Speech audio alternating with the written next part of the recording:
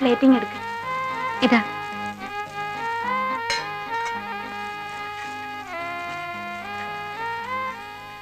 കമ്പോസിംഗിന്റെ കാര്യത്തിലും പ്രിന്റിംഗിന്റെ കാര്യത്തിലും ഇന്ത്യയിലെ മറ്റേത് പത്രത്തോടും കിടപിടിക്കാൻ പറ്റുന്ന ആധുനിക എക്യുപ്മെന്റ്സ് ആണ് നമുക്കുള്ളത്. എന്നാൽ ഉപകരണങ്ങൾ ആധുനികമായതുകൊണ്ട് മാത്രം കാര്യമായില്ല. പത്രവ്യവസായം ഇന്ന് വലിയൊരു മത്സരരംഗമാണ്. ഈ മത്സരത്തിൽ എന്റെ ശക്തി നിങ്ങളാണ്. നിങ്ങളുടെ ബുദ്ധി, അന്വേഷണ വ്യഗ്രത, കഠിനാധ്വാനം, അർപ്പണബോധം.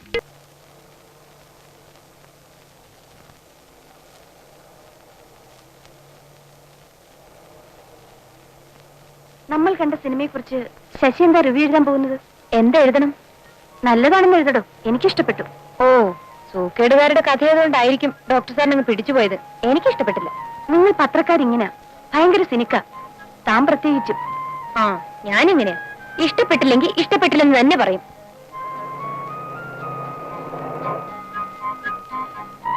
അയ്യോ, കുഴഞ്ഞു. വീട്ടിൽ വരെ എത്താൻ പെട്രോൾ കയ്യില്ലെന്നാ തോന്നുന്നത്. അതെങ്ങനെ? ആഴ്ചയിൽ 2 ലിറ്റർ പെട്രോളല്ലേ അടിക്കുന്നത്? ആ, ദേ ആ കാണുന്ന പങ്കി നടിക്കാം.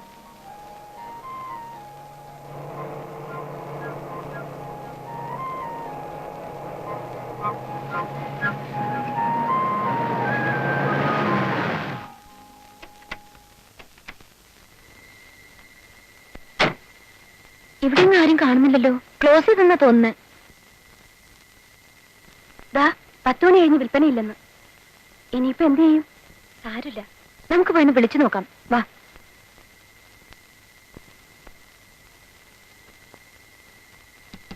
ഏയ്, ഹലോ, ഒന്ന് എഴുതേട്ടെ.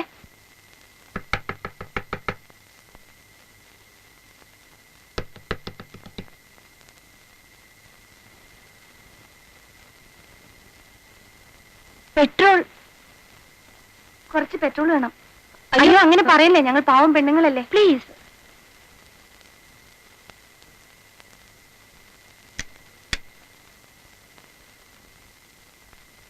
പത്ത് മണി കഴിഞ്ഞ ക്ലോസ് ചെയ്യുന്ന വെണ്ടയ്ക്ക അക്ഷരത്തിൽ എഴുതി വെച്ചിട്ടുണ്ട്. എന്നാലും പാതിരാത്രിക്ക് ഓരോന്ന് വലിഞ്ഞു കയറി വന്നോളൂ മനുഷ്യൻ മനക്കെടുത്താൻ. ഇതൊക്കെ എവിടുന്ന് കുച്ചും പറിച്ച് വരുന്ന ആർക്കറിയാം. ആ, എത്ര അടിക്കണം? 5 അല്ല 10 അല്ല 5 മതി. ഒരു 10 അടിക്കണ്ടേ സുമേ? നാളെ വണ്ടി പിന്നെ വഴി കിടക്കും. പിശുക്കി. എടി, ഞാനൊരു പാവം സർക്കാർ ഡോക്ടറാ. മാസം മാസം ഡ്രോഫ്റ്റ് വരുന്നുണ്ടല്ലോ ഗൾഫിൽ നിന്ന്, ഡോളറായിട്ടും ദിനാറായിട്ടും ഒക്കെ. അതെ അതെ, എന്റെ കെട്ടിയൻ അവിടെ കിടന്ന് കഷ്ടപ്പെട്ട് കാശുണ്ടാക്കുന്നത് എനിക്കിവിടെ പെട്രോൾ കത്തിച്ചു കളയാനല്ല. അപ്പൊ ഒരു കാര്യം ചെയ്യ്, തീരുമാനിച്ചിട്ട് അടുത്ത പങ്കി പോയി അടിച്ചേര്. അയ്യോ, ചതിക്കല്ലേ. എന്നാ പിന്നെ വേഗം പറ, എത്ര അടിക്കണം? 10. 5, 10. മനുഷ്യനെ കിടത്തി ഉറക്കില്ല, ഓരോന്ന് വലിഞ്ഞു കയറി വന്നു.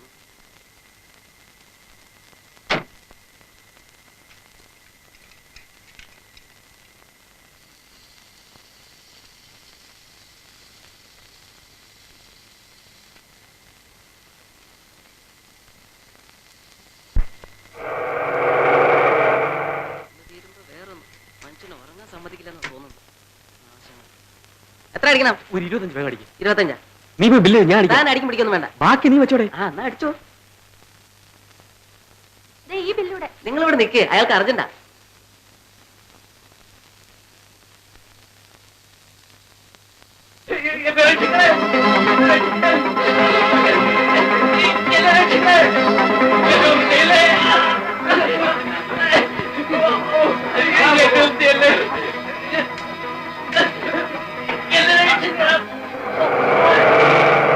പോൾ മാത്യു, പോൾസ് ആൻഡ് ഫിഷറീസിന്റെ ഡയറക്ടറാ.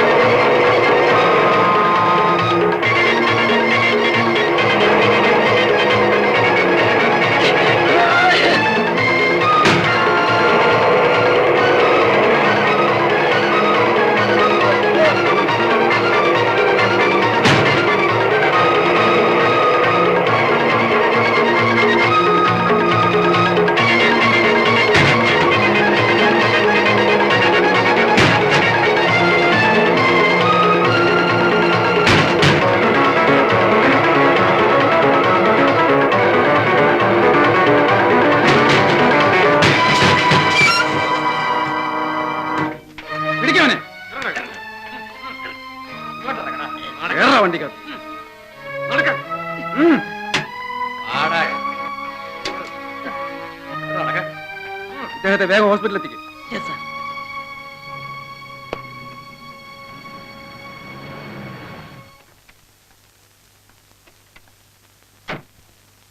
നിങ്ങളാണല്ലേ ഫോൺ ചെയ്തത്? അതെ. വളരെ നന്ദി. അല്പം കൂടെ ഒന്ന് ബുദ്ധിമുട്ടണം. നിങ്ങൾ രണ്ടുപേരും സ്റ്റേഷൻ വരെ ഒന്ന് വരണം. ഞാൻ പത്രാഫീസിൽ പോയി ഈ ന്യൂസ് ഒന്ന് റിപ്പോർട്ട് ചെയ്തിട്ട് വരാം. ഓ, റിപ്പോർട്ടറാണല്ലേ? അതെ. ഏത് പത്രത്തിന്റെ? കേരള രമ. I see. വേഗം പോയിട്ട് വരും. Thank you sir.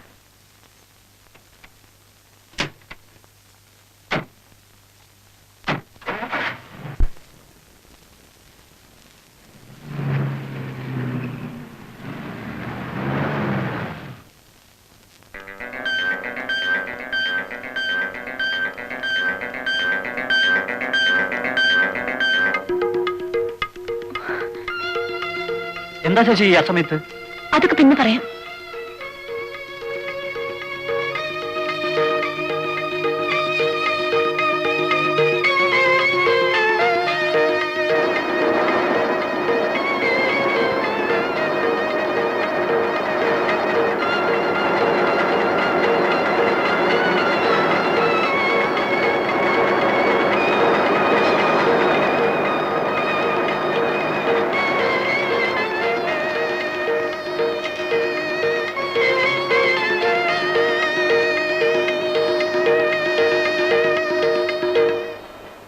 മാസം 1400 രൂപ ഞാൻ നിനക്ക് ശമ്പളം തരുന്നത് എന്തിനാണെന്ന് അറിയാമോ?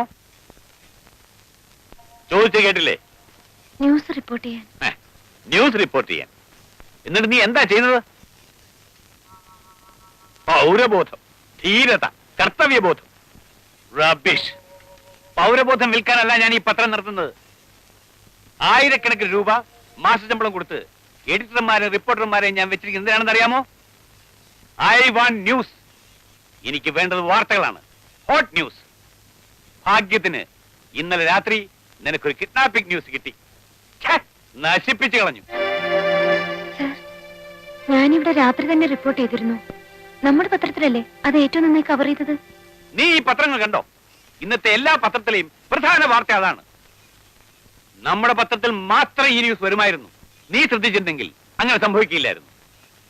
പെട്രോൾ പങ്കിൽ വെച്ച് നീ പോൾ മാത്യുവിനെ തിരിച്ചറിഞ്ഞു. ഗുഡ്. അവരറിയാതെ നീ അവരെ ഫോളോ ചെയ്യണമായിരുന്നു. എവിടെയാണ് അയാളെ ഒളിപ്പിച്ചിരിക്കുന്നത് മനസ്സിലാക്കിയതിനു ശേഷം നീ നേരെ ഇവിടെ ഒന്ന് റിപ്പോർട്ട് ചെയ്തിരുന്നെങ്കിൽ പോൾ മാത്യു എന്ന വ്യവസായ പ്രമുഖനെ തട്ടിക്കൊണ്ടുപോയ വാർത്ത നമ്മുടെ പത്രത്തിൽ മാത്രം വരുമായിരുന്നു. സർ, ഞാൻ പോലീസിൽ അറിയിച്ചില്ലായിരുന്നെങ്കിൽ ഒരുപക്ഷെ അദ്ദേഹത്തിന്റെ ജീവൻ അപകടത്തിലാകുമായിരുന്നു. പോൾ മാത്യു നിന്റെ ആരാ? തട്ടിക്കൊണ്ടു പോകുന്നവരെ രക്ഷപ്പെടുത്താനുള്ള ചുമതല പത്രക്കാർക്കല്ല. അതിനിവിടെ പോലീസുണ്ട്. അതും പോരെങ്കിൽ പട്ടാളമുണ്ട്.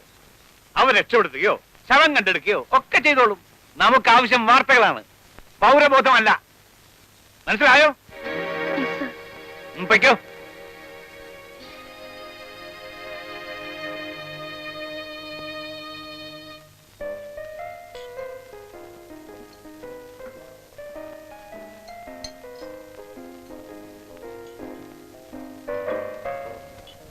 എന്ത് പറ്റി? ഈ പാർട്ടി ഒരു മൂടിയായിരിക്കുന്നല്ലോ. ഏത് ഗതികെട്ട നേരത്താണാവോ ആ സെക്കൻഡ് ഷോയ്ക്ക് പോകാൻ തോന്നിയത്? എല്ലാത്തിനും കാരണം ഇവളൊരുത്തിയാ. ഞാൻ എപ്പോഴേ പറഞ്ഞതാ സിനിമയ്ക്ക് പോകണ്ടാന്ന്. I want news, hot news. എങ്കിൽ അങ്ങേർക്കങ്ങ് തൂങ്ങിച്ചതൂടെ? നല്ല ന്യൂസ് ആയിരിക്കുമല്ലോ.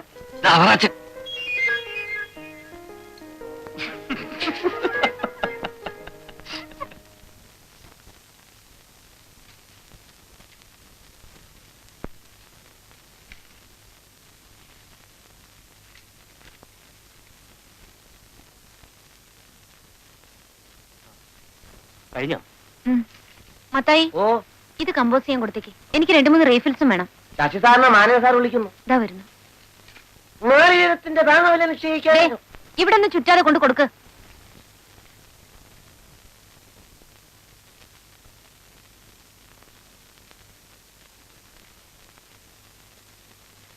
ഇന്നലെ അവറാച്ചായനൊന്ന് കുടഞ്ഞു അല്ലേ? മനുഷ്യത്വം പത്രക്കാർക്ക് ഒരു അനാവശ്യ സാധനമാണ്. നിങ്ങൾ പെൺകുട്ടികൾക്ക് അതിനോടൊക്കെ താതാത്മ്യം പ്രാപിക്കാൻ അല്പം സമയമെടുക്കും. ശരിയായിക്കൊള്ളും. ഇതൊക്കെയാണെങ്കിൽ അവറാച്ചായന് ശശിയെ കുറിച്ച് വലിയ പ്രതീക്ഷകളാണുള്ളത്. എന്നെ വിളിപ്പിച്ചത് എല്ലാം പറയാം, വരൂ.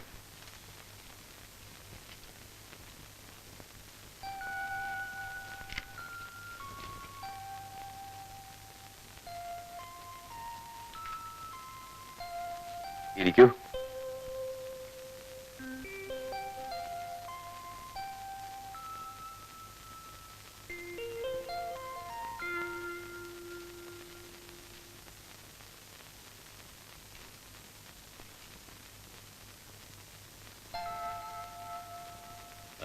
പേടിക്കണ്ട, വഴക്ക് പറയാനൊന്നുമല്ല ഞാൻ നിന്നെ വിളിപ്പിച്ചത്. നിന്റെ കഴിവ് തെളിയിക്കാൻ ഒരു അവസരം കൂടെ തരാൻ പോവുകയാണ്. പറഞ്ഞോ? ഇല്ല, സാറ് പറയട്ടെ എന്ന് വിചാരിച്ചു. നിങ്ങളെല്ലാം ഇവിടെ ജോലിക്ക് വെച്ചിട്ടുള്ളത് ഇവിടുത്തെ ടെലിപ്രിന്റഡ് ന്യൂസ് ട്രാൻസ്ലേറ്റ് ചെയ്യാൻ വേണ്ടി മാത്രമല്ല. അതെല്ലാം നമ്മളെ തേടി വരുന്ന വാർത്തകളാണ്. തേങ്ങയുടെ വിലയിടിഞ്ഞു, അഖണ്ഡതയിലും അഹിംസയിലും അടിയുറച്ച് വിശ്വസിച്ച് മുന്നേറണമെന്ന് പ്രസിഡന്റ് ആഹ്വാനം ചെയ്തു. ഇതൊന്നും ഇക്കാലത്ത് വാർത്തകളല്ല. വായിക്കുമ്പോൾ ജനങ്ങൾക്ക് ആവേശം കൊള്ളുന്ന വാർത്തകൾ നാം തേടിപ്പിടിക്കണം.